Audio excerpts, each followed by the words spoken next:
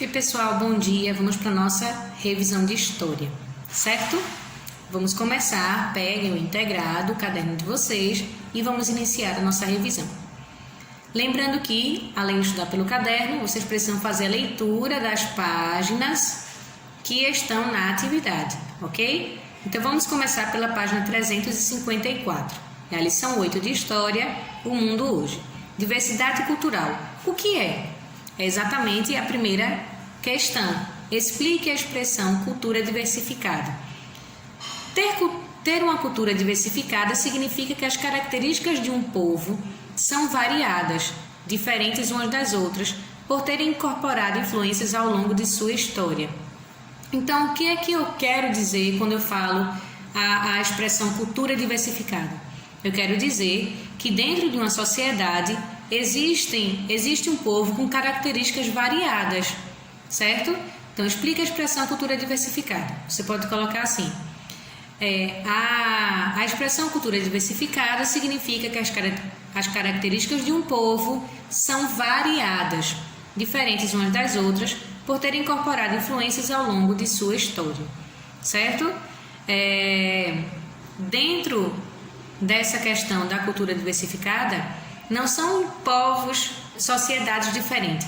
É dentro da mesma sociedade. Nós, brasileiros, temos uma cultura muito diversificada. Dentro da nossa sociedade, a gente encontra várias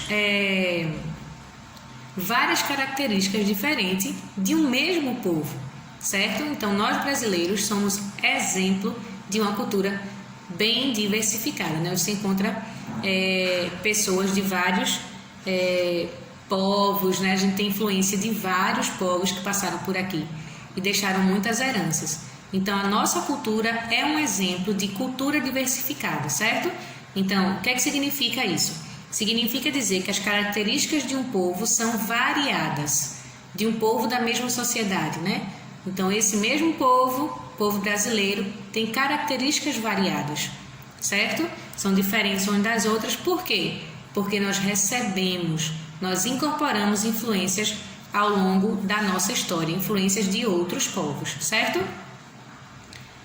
Então, explica a expressão cultura diversificada, significa dizer que as características de um povo são variadas, por terem incorporado influências ao longo de sua história, ok? Segunda questão, dê exemplos do que encontramos numa cultura diversificada. Aí você continua a leitura aí.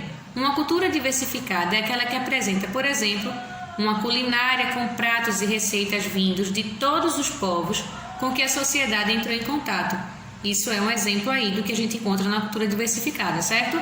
Uma culinária com pratos vindos de todos os povos com que a sociedade entrou em contato. Então, a gente tem pratos típicos hoje de determinadas regiões que foram influência de portugueses, dos africanos, de japoneses, né, dos povos que por aqui passaram.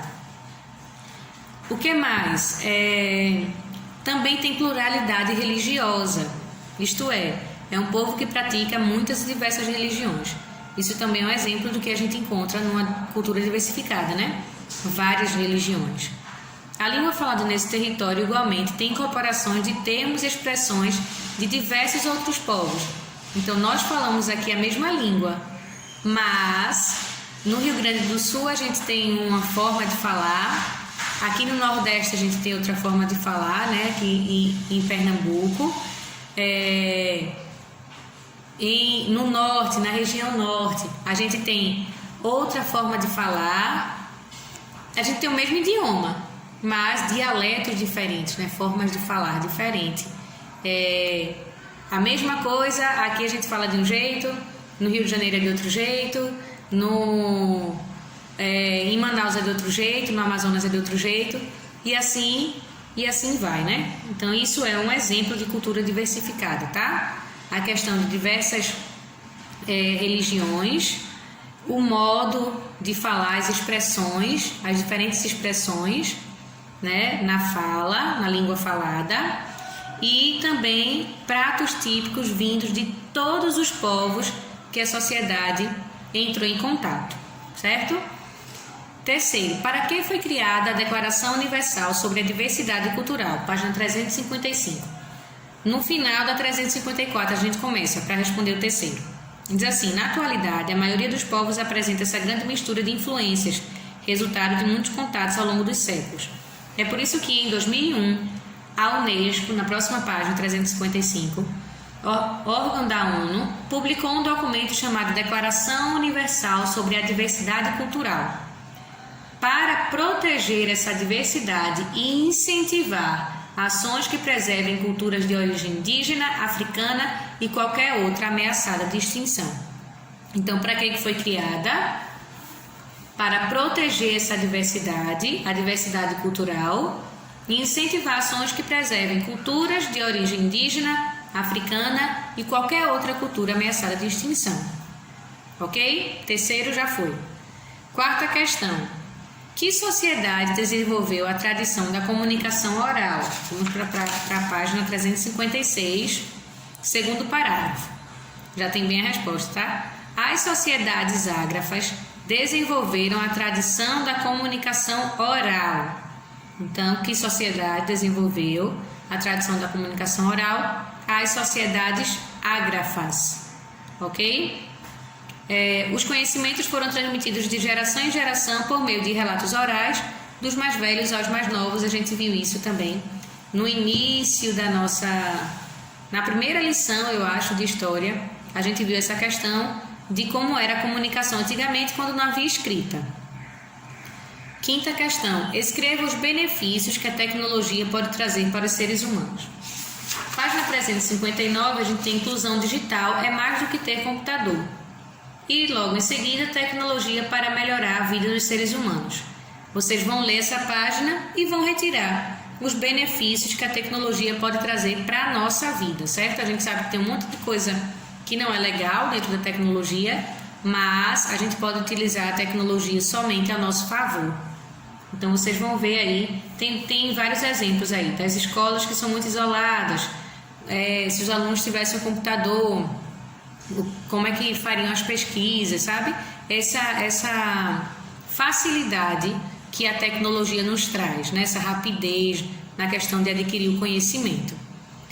Sexta questão, em que dia é comemorado o Dia da Consciência Negra e por que escolheram essa data? Página 368.